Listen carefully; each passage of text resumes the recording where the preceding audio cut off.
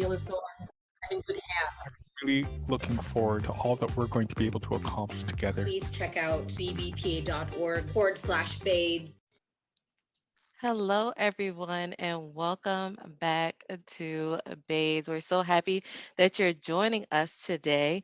We have a special guest that I would like to introduce you to, Garcia Hanson-Francis. So before we get started, I'm going to tell you a little bit about her.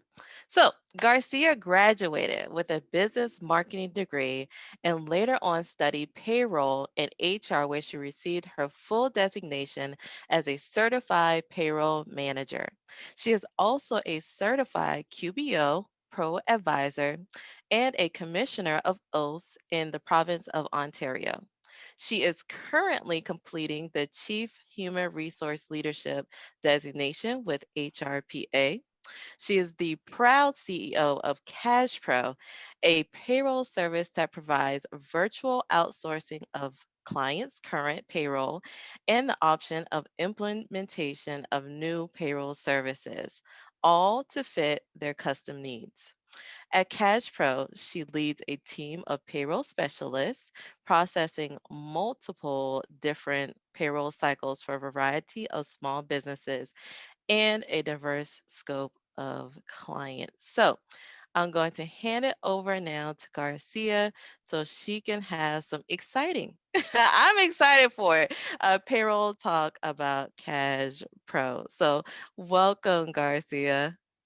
Thank you so much, Victoria. And I do want to thank all of you for taking the time out today, to talk to me about payroll. I know how important lunchtime is, and I promise not to bore you too much because I know payroll is a very heavy topic. So welcome all and thank you again. I will start sharing my screen, making sure everyone can see. Just give me a moment.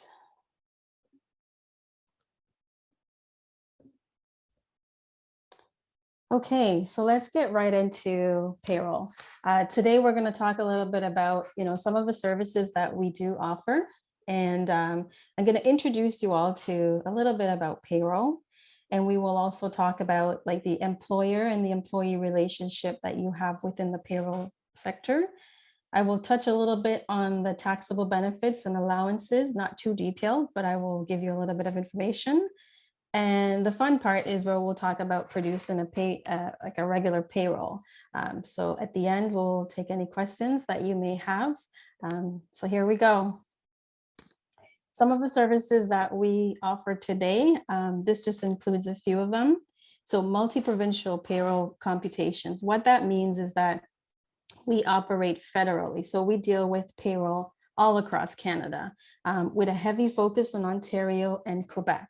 So we do the calculations essentially for everything, like in terms of like your paycheck, doing the remittances, and compliance and funding methods is where we offer you different methods to pay.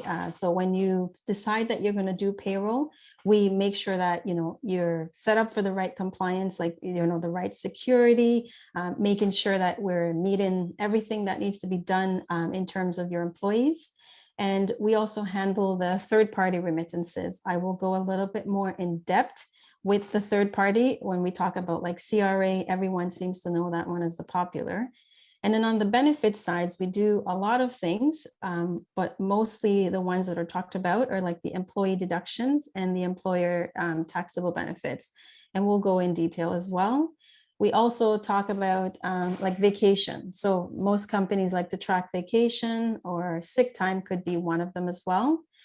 Another thing is on the HR side. HR is very big. So it's part of payroll, but it's a small part of payroll. So that's where you make sure employees are providing you like with the right SIN number.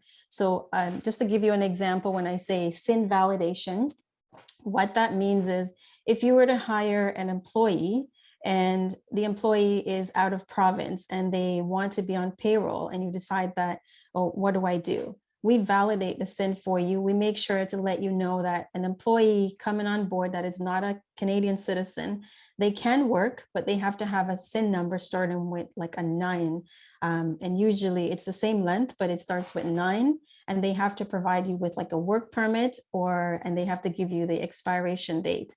And then at the end of the, when the time is coming up, we let you know, because we're not able to pay them past their expiration date.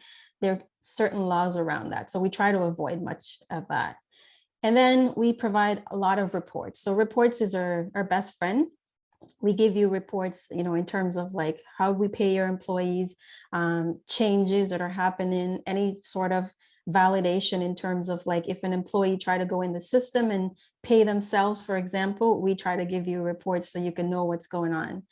And the last thing we do is background check. So when you hire an employee, most times people don't know that background check is so important. When I say background check is, you can hire someone off the streets. They don't have to have the qualifications, but you're going to pay them. You want to make sure that they're doing the job right. We can check their background for you and make sure that it's aligned with payroll. So that way, you're not just getting anyone and just not be able to do the job. So we handle that as well. Those are just some of the services that I wanted to kind of let you know about.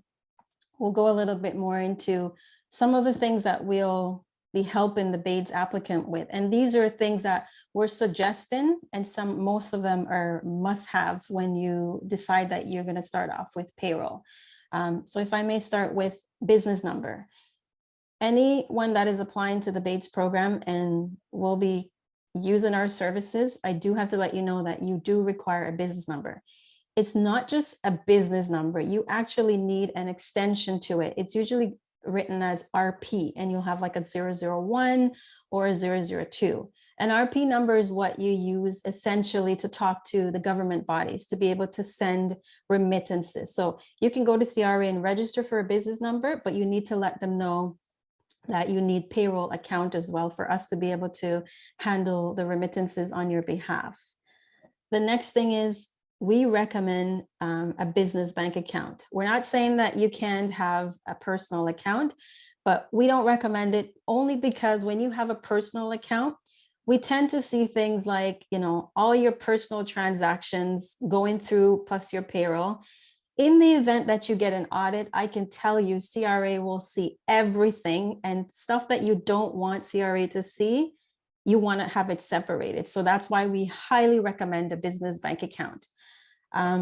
We also recommend having a sign-in officer and key dates. What I mean by that is, if you decide that you're the owner of the company and you want to have payroll coming on board, you need to have someone who's in charge to sign off on new hire paperwork, someone that approves rate changes.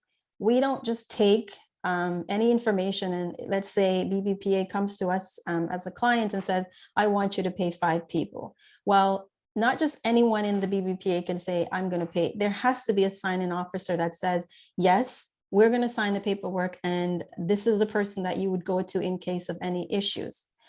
Key dates, that really means that when you're paying someone, tomorrow is pay date. Like, let's say you come on board as an example, tomorrow is, you want to pay someone. You don't call CADJPro today and say, I want to pay my employees tomorrow. There is a process that you will have to go through, meaning that there's paperwork, there's checks and balances that we have to put in place. Whereas if you decide that, my budget, I can only afford a weekly payroll, we will walk you through the steps to make sure that, hey, I'm set up to go through a weekly payroll instead of a biweekly. So those are the things that to have in mind. Another thing is the frequency. So frequency just really depends on your budget. So can you afford to pay somebody weekly? Can you afford bi-weekly? Can you afford it monthly? So those are the options that we said to have these things in mind. And the last thing I would recommend is a checklist. So checklist is really all of the employee data. So everything that CADJPro will take from a client in order to set up an employee. And that goes a little bit more in detail. I'll have some more information on that as we go through my slide. I'll take you into a little bit more deeper with the payroll now. So introducing you to payroll. So the payroll department is made up of quite a bit. but we usually talk about like the departments. So within the department, this is the one that administers the payroll function. And it can usually be made up of like a finance department, an accounting, or you have an HR. It just really comes down to how the company is set up. And there's big companies, small companies, totally up to the, the owners. Next thing we have is the total number of employees. This is set out as the number of employees employed by the organization. The wages, that really is the money that you want to pay the employee. So if you want to give them $1,000 and you want to pay them weekly, that's what essentially it is. And the last thing is the payroll register. A payroll register just gives you a more in-depth detail of, who is being paid, what is on the register, like the totals, maybe it's the total by department. It just goes a little bit more involved. And also involved in the payroll processes are number of government agencies and third parties that we deal with on a regular basis. And regardless of the size of the payroll, these are government agencies that you will always deal with. So let's go on to the next one. These are the government agencies that we talked about. The main ones that you may come across today is Canada Revenue Agency. And I put it in red because everyone knows Canada Revenue Agency. They are the one that administer like the taxes. So if we deduct CPP, which is Canada Pension Plan and Employment Insurance, we send it to them on your behalf and we facilitate like the year-end process. Revenue Quebec is sort of like Canada Revenue Agency, except it's for the Quebec taxes. And we'll talk about that in detail. Just a couple more to give you examples. Service Canada.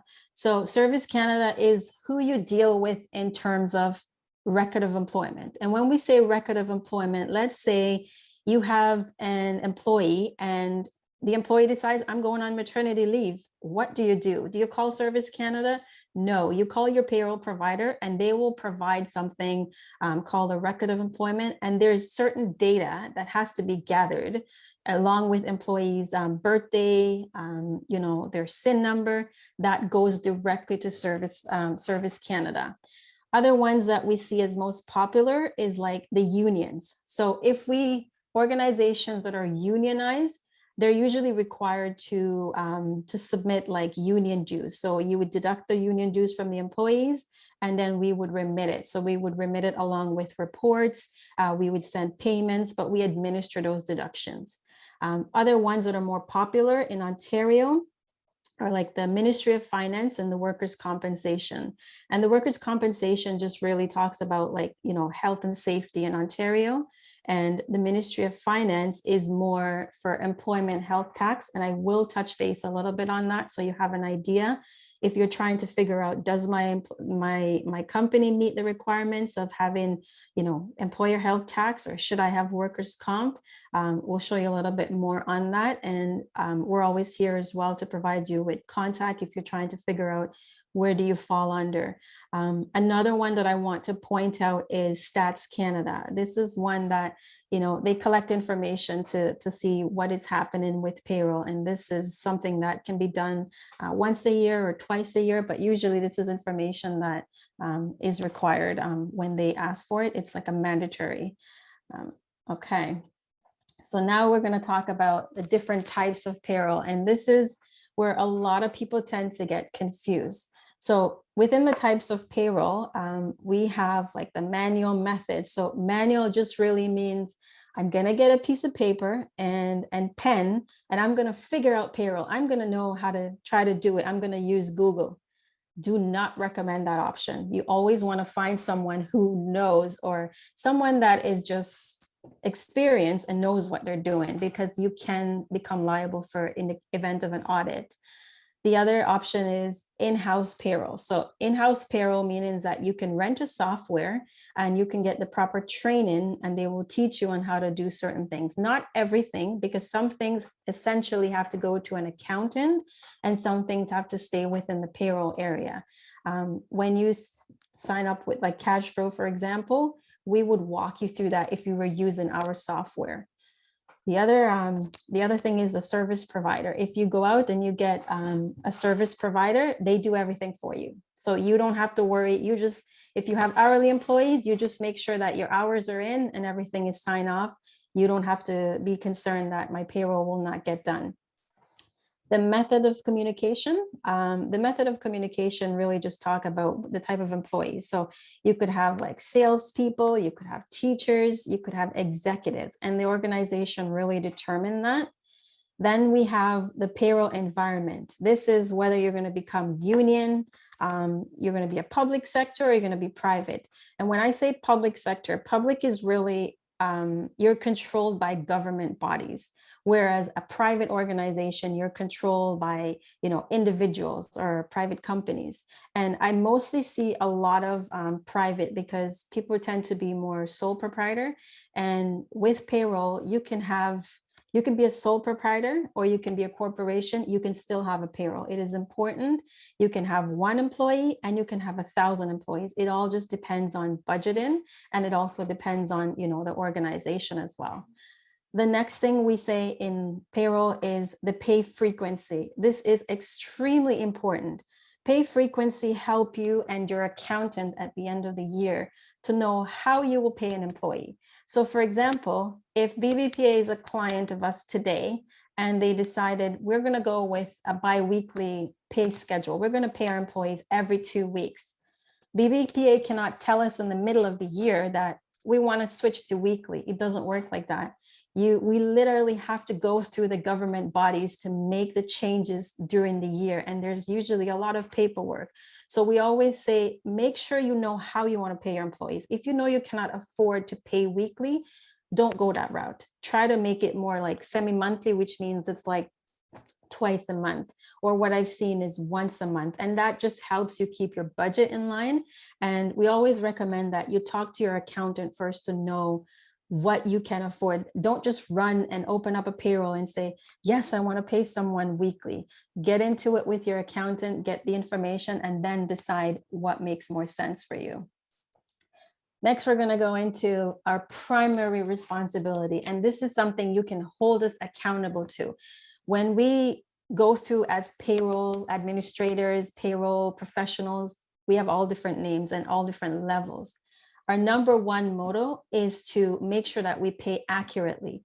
And the reason for that is because we don't want to have employees with low morals. What I mean by that is you come to us today and you have 10 employees. And every single time there's something happening wrong on payroll, either the net pays off or an employee is just not getting the right amount of pay. Something is off, maybe their group insurance didn't go through. You're going to blame us, absolutely. And I agree, you should blame us. So our goal is to make sure that we're doing it accurately the first time. And if there is an error, we're fixing it before it gets to the governmental body so that we maintain a proper record for your organization. Next, we're going to go into some fundamental responsibilities. And this just really talks about the different types of deductions that we have to administer. So when you have a payroll, you have to have things that are mandatory, absolutely mandatory. It's not a negotiation. We have to deduct Canada Pension Plan, unemployment insurance, QPIP, which is in Quebec, and income tax. And there's certain rules around determining how to deduct these. It's not just you go ahead and you deduct it. There's certain rules that has to be followed, and these are mandatory, cannot be negotiated. Once we administer these deductions, we then have to remit it to the proper agency. So in Ontario, we would be dealing with Canada Revenue Agency, whereas in Quebec, we're dealing with Revenue Quebec. Now, while we're doing all of this deduction and remittance, we also have an obligation to report these payments. So at the end of the year, we will provide employees with a T4 in Ontario and like BC and other provinces, but in Quebec, it's considered to be a Relevé 1 slip. So it's like a T4, but except it's in French and it's different box numbers. For an Ontario client, it may be something hard for you to understand. So when you hire an employee and an employee says to you in September, I want my T4 now because I want to go to my accountant and do my taxes. No, it doesn't work that way. We will provide you with a T4. We have an obligation to give it to you by February 28th. That is the deadline each year. So for February 28, 2022, Your T4s are going to cover January to December of 2021. So the only time an employee really should be coming to you and saying, well, guess what? I need a T4. No, in the event of a death, where an accountant has to do a whole bunch of paperwork, we will provide a T4, but there's no other requirement that says you must provide it urgently, because everyone gets treated the same. You're all on the same payroll and you're all administered to be having your T4 at the same time. Next on the list, we're going to talk about insurable hours and earnings. This is what we use to calculate if an employee needed to go on leave. So when you pay an employee, let's say a normal employee gets paid 80 hours every 2 weeks. We look into those 80 hours to see whether it's insurable, whether we should take EI off of it. And the EI that we deduct, it's considered to be insurable. We're submitted it somewhere for you. We're submitted into Service Canada. When that employee now goes to apply for maternity leave, or they got fired, or I don't like to say fired, I should say terminated. When they get terminated, or any sort of leave, we are responsible to provide that insurable hours and earnings, that's the dollar amount, to show how much that employee has worked, how many hours they have put in. And if anyone knows Service Canada, you know that there's a minimum requirement for hours. You can't go and apply for EI if you only have 50 hours. Another tip that I highly recommend, when you're paying someone by cash, think about this. If you're working for cash for so many years, and all of a sudden you get sick, God forbid, when you get sick, you cannot go to Service Canada and say, I need some benefits. They will not even look at you. You need to have something in line to say, I was paying my insurable hours, my insurable benefits, so I deserve to get EI. So this is something that we, it's part of our responsibility in dealing with that, so that you make sure that you're well in compliance. Other things that we look at as part of our responsibility as payroll people, we deal with workers' comp. So we calculate on your behalf. We calculate like the health and safety, the workplace health and safety, and we look at like employer health taxes, healthcare taxes, levies in Quebec, and we look at other jurisdictional taxes. So whatever the taxes are in that province, we make sure that we calculate it based on your payroll and based on the number of employees, and we remit it on your behalf to the different parties. So if we're talking about EHT, for example, we would be remitting that in Ontario only. We wouldn't be doing EHT in Quebec. So there's different provincial laws that it doesn't apply to every province. So workers' comp, like in BC, is called workers' compensation. Whereas in Ontario, it's called WSIB, which talks about the health and safety. And at the end of the year, we're also responsible for providing you with like an annual return. And that just sort of go over the details of everything that goes on during the year. And they talk about your payroll. So there's a qualification. I'll show you a little bit more on the EHT side, the qualification that you go through, so you can determine whether your company qualifies or not. Next, we're going to talk about some other responsibility. And these are really important. And I would take note to know that maintaining records, a lot of people don't know today that when you have any sort of payroll records, your accountant will be your best friend if you keep these records. Doesn't matter where you keep them, in a safety box or online, in a personal drive, whatever the case is.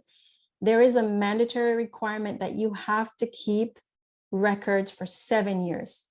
In the event of an audit and you don't have 7 years, if you're being audited for 6 years and you only have 1 year, you could be in a lot of trouble. You could pay a lot of penalties. So we highly recommend that, you pay attention to keeping these records. Whenever you decide to have payroll, make sure that you have something to show. And it's good also for your accountant to know what's going on as well.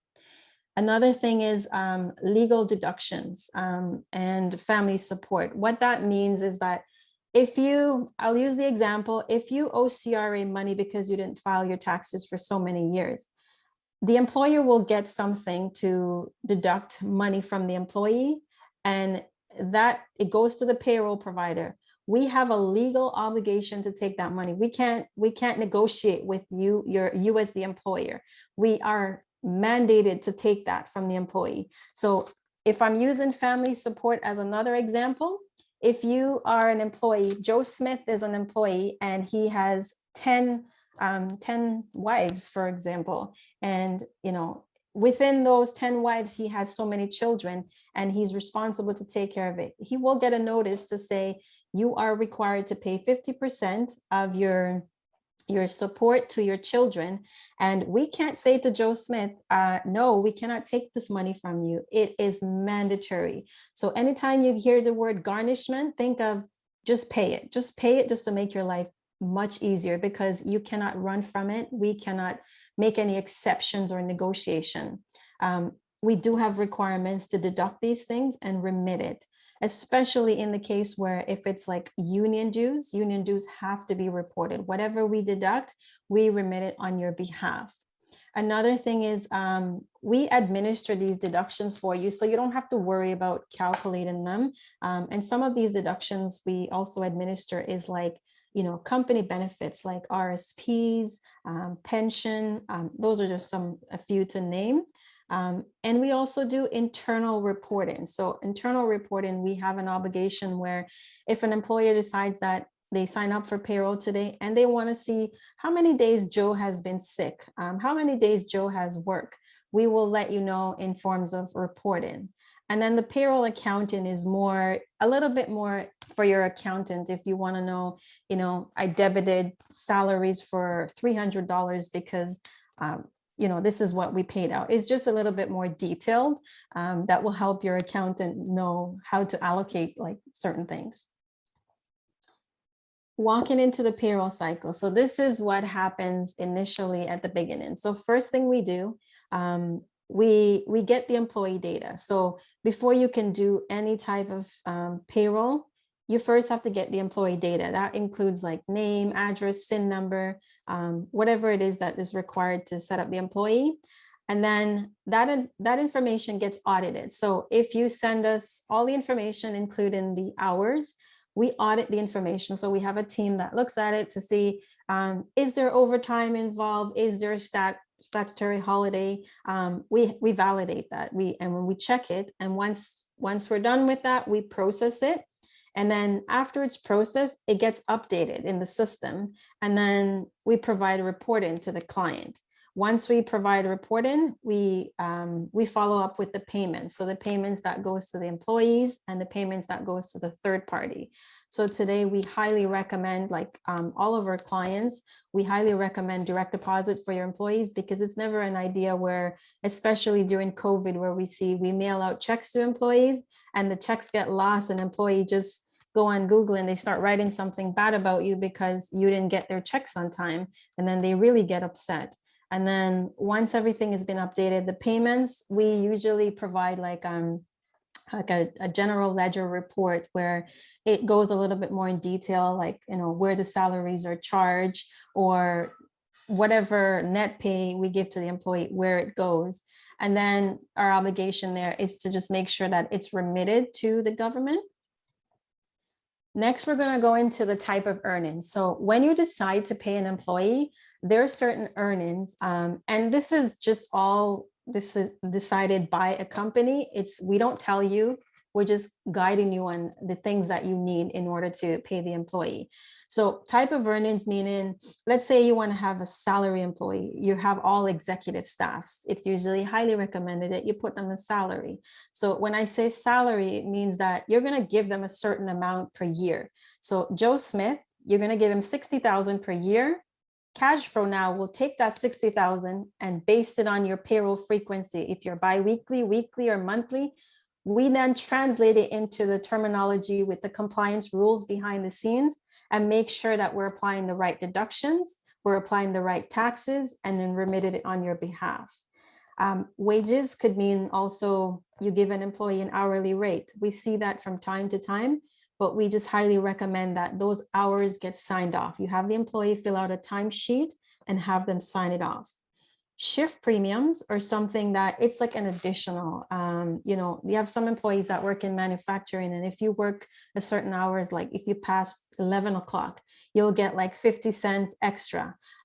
We highly recommend that, you document all of these things.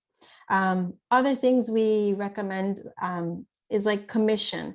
We see today people that get commission and a salary. But those are usually larger organizations. We just always recommend that it's just better if you're going to keep someone on commission, it's just straight commission. So it could be 3% of a sale, whatever the terminology that you want to use.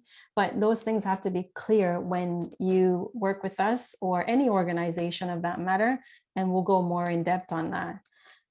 Moving right along. These are the mandatory deductions that has to be administered.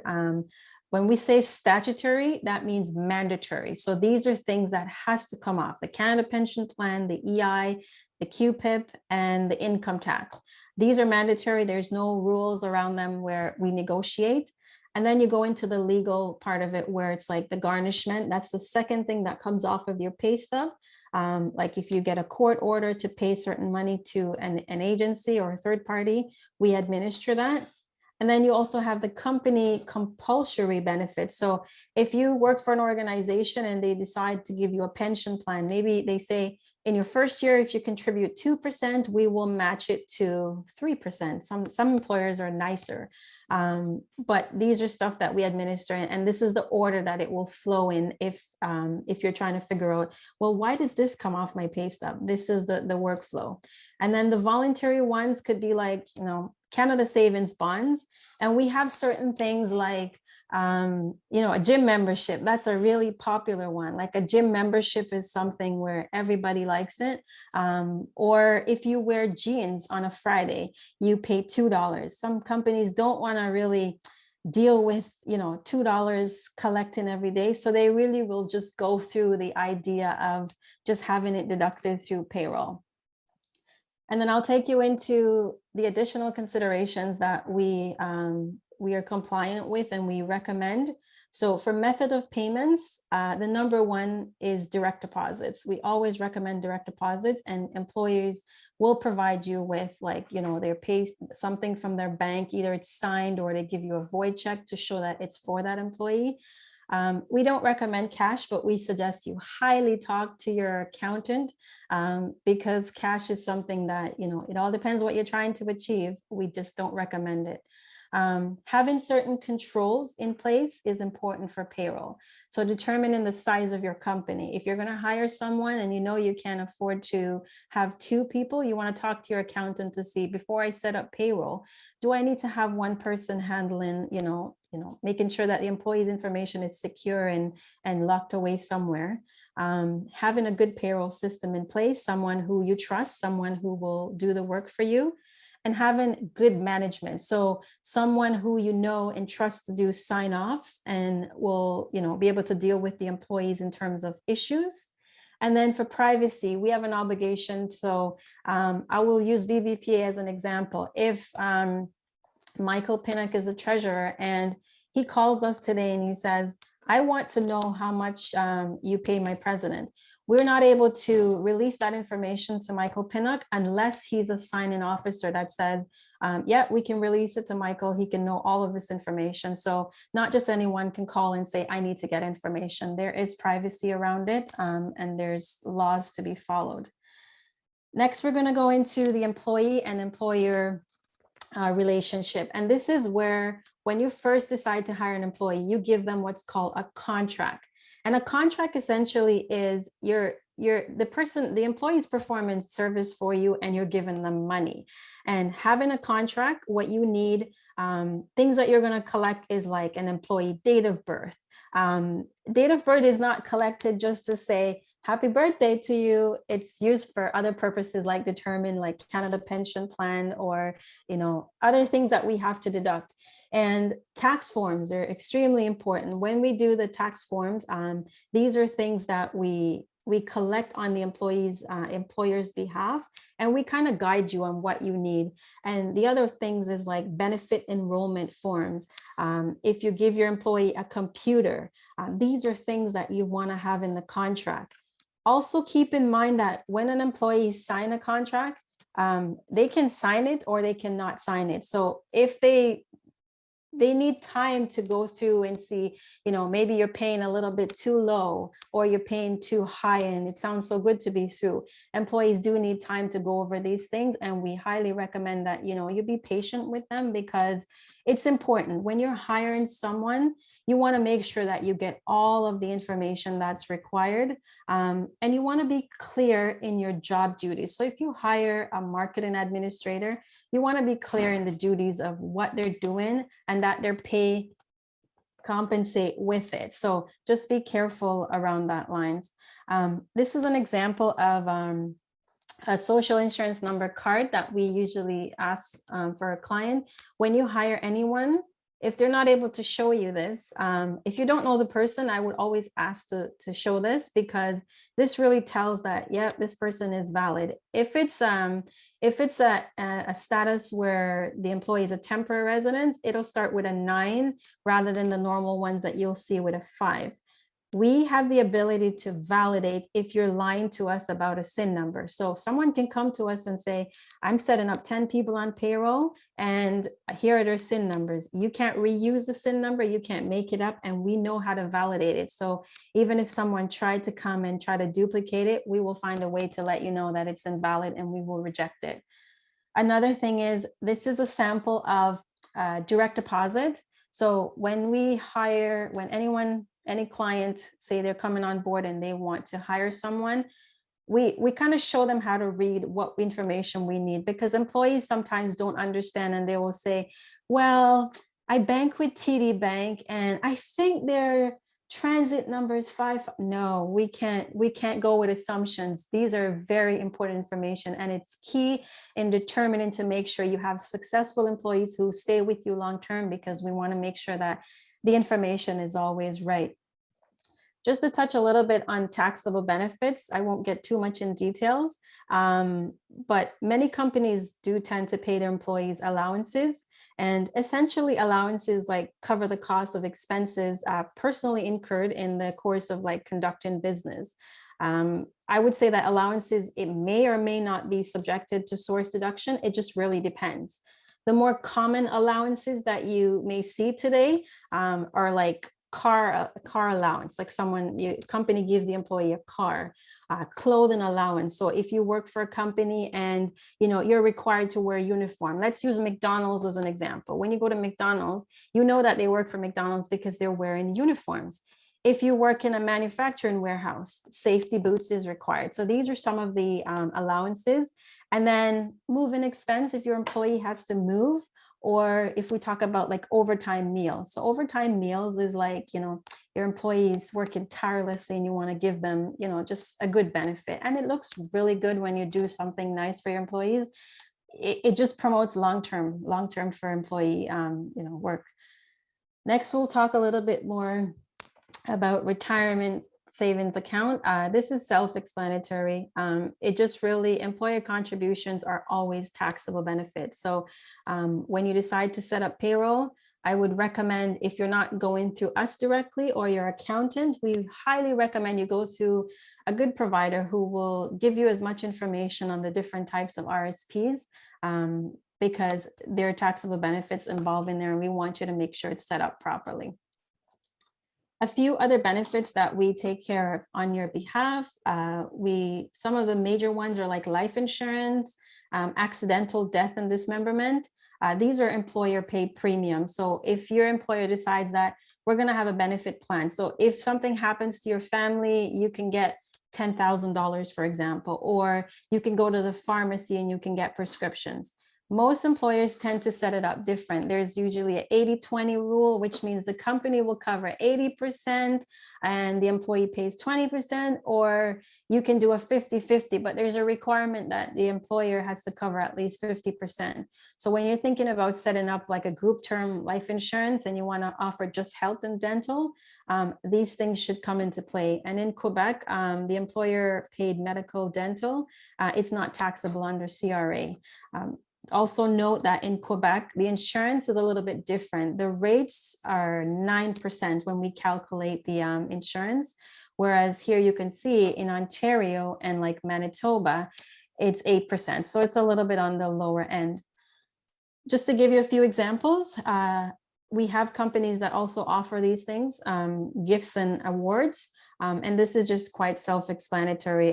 Like I can give you an example where, let's say Joe Smith is provided with like a company paid weekend trip to a resort in Niagara Falls, just to recognize, you know, for their effort in completing like a really good project, and they came in under budget.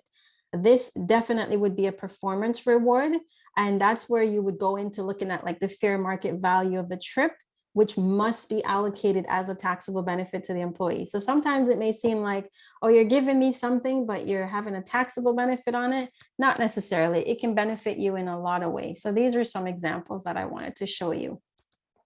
Last but not least, we're going to talk to you about producing like a paycheck. So this is what you get. So producing a paycheck, the first thing, when we say gross earnings, it means what you're actually getting. An example would be you get $1,000 per 2 weeks. We figure out the $1,000 that you're getting, what we're calculating on it. So how many hours out of those are insurable? So how many hours is the employee working for that $1,000? Is it over, is it under? And then we figure out the amounts. And then we calculate like the CPP. If you're in any other province except Quebec, in Quebec, it's considered Quebec pension plan. And then for the taxes, it's determined differently. So we look at like different tables to determine. I know most people usually say, well, why am I getting taxed like 19% when I only make this? Well, there's a requirement, and there's a table that CRA provides to anyone has access, but it's a very complicated process, and I can guarantee you it will take a while for you to try and learn the table. But that's usually some of the requirements that we handle. And then what you take home, what you see in your bank account, that's called your net pay. So that's the money that you get after all your deductions. Next, we will look at like the statutory, like the deduction priority. So these are the orders that it will come in. So when we're producing a paycheck, the first thing we look at is first your gross pay, and then we look to see how much CPP, Canada Pension Plan or Quebec Pension Plan, should we deduct from you? How much EI, QPIP, or taxes. And then there's, like, again, I said, there's rules to go into to determine that. We also check to see if you let us know if you have any employees that, you know, if you're part of the union, or if you have any employees that have to pay child support, for example, or any court orders, or if you owe a collection agency. Those are things that, you know, we mandate.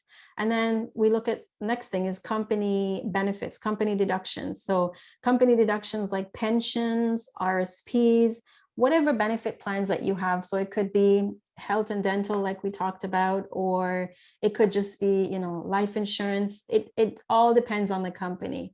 And then the voluntary deductions is really something that, you know, you're volunteering, you're being nice, you're doing this, you're running a social committee, and every Friday you're going to offer ice cream to your employees, but you're going to collect $2 from them. Some employees look at it that you're taking my $2 to give me ice cream, but they don't really know how much the ice cream costs. But just these are things that, you know, you can promote good, you know, work environment, but at the same time run it through payroll. Next, we will look into like the taxes. So that the taxes that come off your payroll, this is really self-explanatory. When we're deducting taxes for you, we're looking to see your province of employment. So if you're in Quebec and you're being paid out of Ontario, we're looking to see where the employee reports to work for the employer, or we try to determine where the employee is paid from. Are you being paid from Ontario, or are you being paid from Quebec? And then when we do these income tax deduction, we have an obligation to remit it to either CRA or Revenue Quebec. And if you're in Quebec, you know it's called provincial tax, and it's separated. So you'll have two lines. It'll say provincial and it'll say federal. Whereas in Ontario, your pay stub may just show income tax or it'll show federal tax. Moving right along to the different type of withholdings. Different type of withholdings, so statutory deductions, they're called CPP, EI, income tax, and in Nunavut, they call it payroll tax. Next thing, we go into the legal deductions, like the garnishments. It's a requirement that you have to pay. There's no negotiation with that. And then the compulsory one, or just the company offered benefits. The voluntary one could be anything. You could have a share purchase plan where you contribute a certain amount, or you could be participating with the charity. Like if you contribute $100 on your pay, the charity will match it $100 and send it to the organization. This is the order that we will take it in, and that's how you would see it on your pay stub. So if you're trying to figure out, well, why does the RRSP show on top of CPP? No, that should not happen. It should be CPP and then garnishment and then RRSP. So it should follow along in line.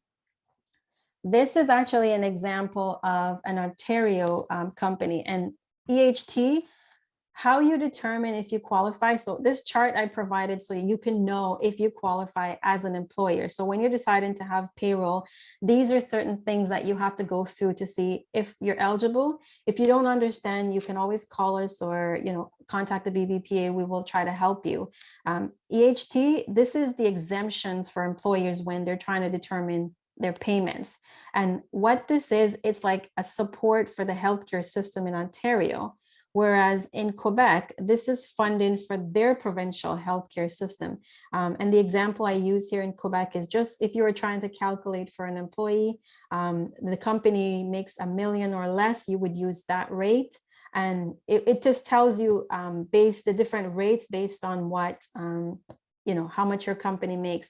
And trying to determine this, it changes every year. So I can tell you for Ontario health tax, let's say you are an Ontario employer and you're making 500,000, then you have to pay employer health tax. You have to pay 1.95% of your earnings. So earnings meaning everything that you pay to your employer. So if your payroll total was 40,000 for all your employees for that pay period, we would take 1.95% of that. And essentially, this is not coming off of an employee's pay. This is an employer contribution. So there are certain things that an employer has to be mindful of. When I say that, meaning employee pays certain things. So employee will pay CPP, EI, and tax. There's also an employer contribution to that as well. So employer has to match what they deduct from the employee for CPP. And then for EI, you have to pay whatever the employee's deduction is. The employer is responsible for 1.4% of that. However, there are employers that can apply for what's called a reduced rate, which means that you go through a long process and you get an approval. And once you get the approval, then you send it to us and we will apply your reduced rate and calculate it for you. And that concludes the end of my presentation. Thank you very much for listening. Any questions? Thank you, Garcia, for going through all that information. Whew, that was a lot. Listen, I understand why I would bring a professional like you and be like, can you help me with this, please? So totally understand. Thank you. So if anyone has any questions, just drop them in the chat now. So let me see. I know there was a question from Ryan earlier. What is a good way to determine if a person is an employee or contractor? So an employee is, you give an employee like a contract and you said you agree that you're actually going to pay them a salary. Whereas a contractor is, they're responsible for, you're going to give them an amount, but you're not going to be responsible for remitting any sort of deduction. So an employee, you're taking off the Canada Pension Plan, the EI, and the taxes, and you're sending it to the right third-party governmental bodies. With a contractor, you have no obligation. So you decide as a contractor, I'm going to pay you $20,000. That's your problem. You worry about the CPP, the income tax, And then also with a contractor, you have to have a certain type of insurance. So most contractors don't want to have the insurance. They want the employer to pay it on their behalf. So that's just the difference, is that you don't calculate anything. You just give them a straight dollar. Whereas an employee, you're actually submitting deductions on their behalf. Okay. An employer contractor, we can still come through your services, correct? Correct. With You the can do payroll? both, but we actually clarify with you what we tell you that if you're, I know most contractors, they're really good at handling stuff, where some contractors don't know that they need to be remitting the amount. So we don't highly recommend it, but if that's what the employer decides, we still help you. So we would provide, like, a T4A or a T5018, whatever the case is, that for that contractor, we would just make sure that, we report those earnings to the employer. Okay. Question from Errol. Victoria, I don't know Oh, if you're seeing the answer. You're seeing the hands, because I don't know if you're seeing the raised hands. let's see. I am not seeing the raised hands. Do you Okay, see I that? see a clap. Oh, you see a I clap. see a, yeah. I'm Yeah. sorry. Yes, yes. Are you ready to come up, Michael? Yeah, it's. I just wanted to ask some questions, but I wasn't certain if you're seeing the raised hands. So can Okay. I proceed, or can I Uh, proceed with the question? yes, go ahead, and then we'll come back to some questions in the chat for sure. Go ahead, Right. Michael. So what's the rules around providing pay slips to employees? And I'm just, can you go back to the EHT, the health tax? Is it based on revenues, or is it based on gross pay to the system? It is based on gross pay paid to your employees, not the revenue. Sorry. Okay, beautiful. And so what's the one? Because I know some folks come to me and they work the whole year and there's no pay slip. You're not getting a copy of their pay slip. So what is the rules around getting copies of your pay slip? It is mandatory, Mr. Pinnock, that you do get a pay slip. So think about it this way. How will an employee know what they're getting? Like, you don't just put money into an employee's account. You have an obligation to show an employee. They are required to get a pay slip to know what was deducted. And this is like every pay. So if your client is, let's say, a bi-weekly, they have to get a pay slip every 2 weeks. It's not an if or but, because the employee won't know what's coming out of their pay stub or their funds to ask questions. And then that also helps the employee determine what we're sending to the government on their behalf as an employee. And that would, I suppose you mentioned earlier that folks come to you for T4 in between a year, and it's because some of these folks are not getting their slips to see the year-to-date numbers on it. And I just thought you should raise that to the group. The last one I have is, what's the rule around, I'm from the old school, so what's the rule around pay period in the back? You start as a bi-weekly person, but the first 2 weeks you work, you don't get that pay. It's the second 2 weeks you work that you get the first 2 week pay. I don't know if all of that has changed in the brand new system, but what's the rules around what I call pay period in the back?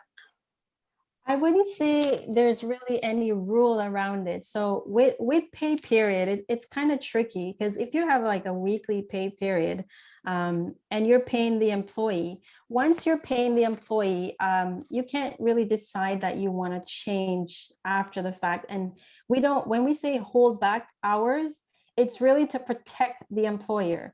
Because if you start in payroll next week, let's use next Friday as payroll.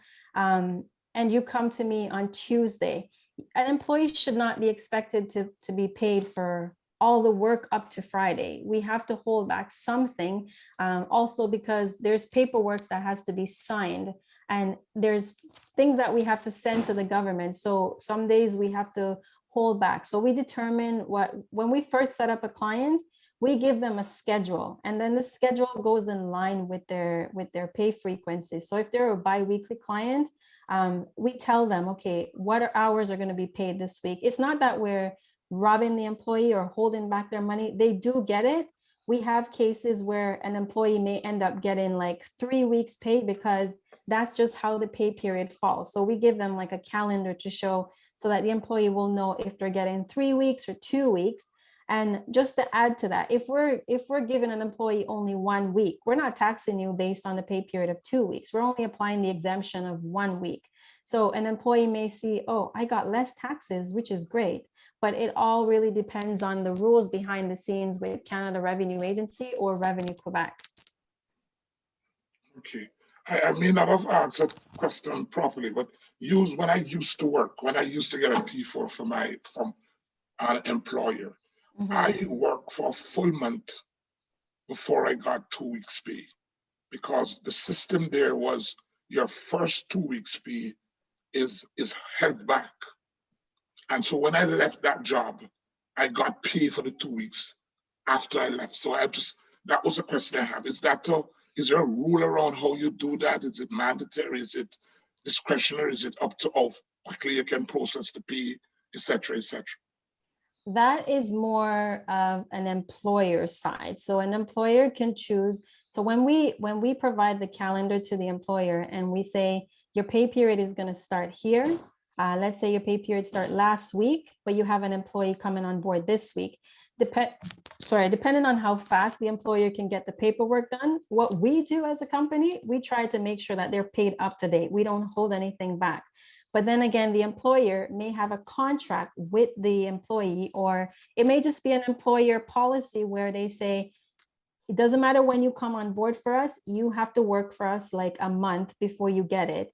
Doesn't mean that you're not going to get it, but it's an employer policy that they've put in place. We don't recommend that because employees definitely work hard and to wait so long for the funds. But we usually tell you ahead of time. If the employee started in the middle of a pay period, we'll tell you if they're going to get like 1 week or 2 weeks. And we also provide that on the reports too, so you'll see.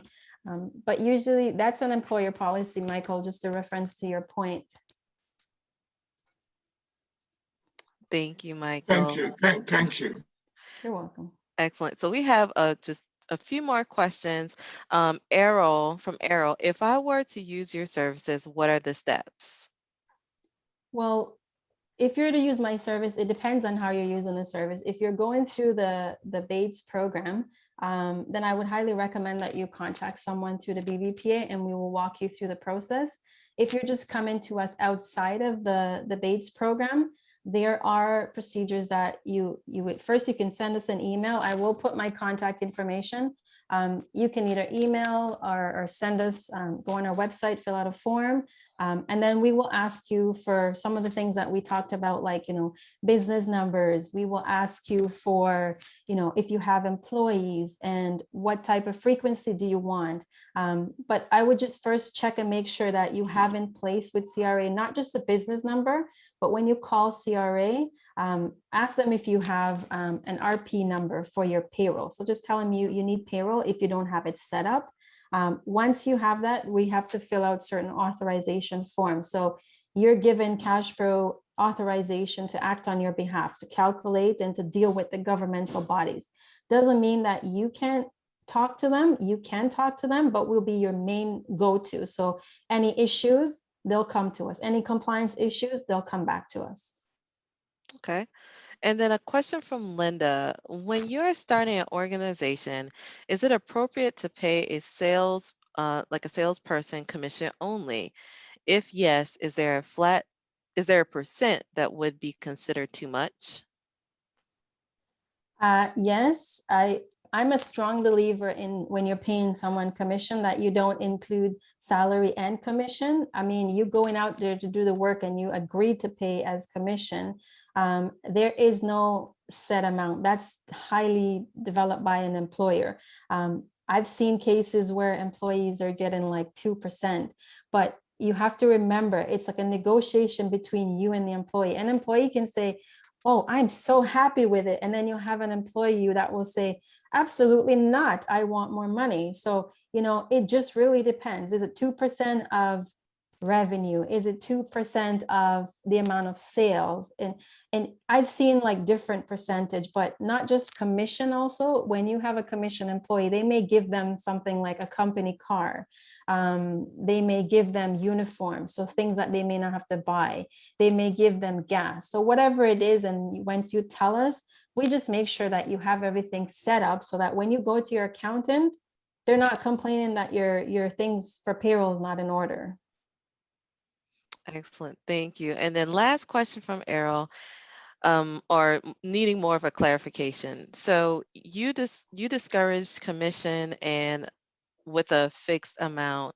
Could you please explain why? I've just seen, this is a personal take. It's not something that I'm saying for anyone to do. Of all the 18 years that I've been in payroll, I've seen where an employee that gets a commission plus a salary, there tend to be this type of employee. They're laid back. They don't get the work done because they know they have a salary coming. Whereas I like to see people work. I believe in hard work. Hard work does pay off. And when you have someone that's earning a commission, they want that commission. So they will go out and they will get the work done for you. Don't just hire someone that they're going to just sit there and lay back because they know the salary's coming. Get someone that you know will put in the work. You can always change it later. If you're just giving them commission, you can change it later and say, you know what, Joe is a very good, hardworking person. I'm now going to put Joe as a salary, or I'll just put Joe as salary plus commission. So it just really depends. It really comes down to the employer. Excellent. And I think that wraps up our questions that we had. So thank you so much for your time and all the wonderful information that you shared. Thank you everyone for joining us today. And I heard you say during the presentation that you need to talk to your accountant. Talk to your accountant. What can you afford?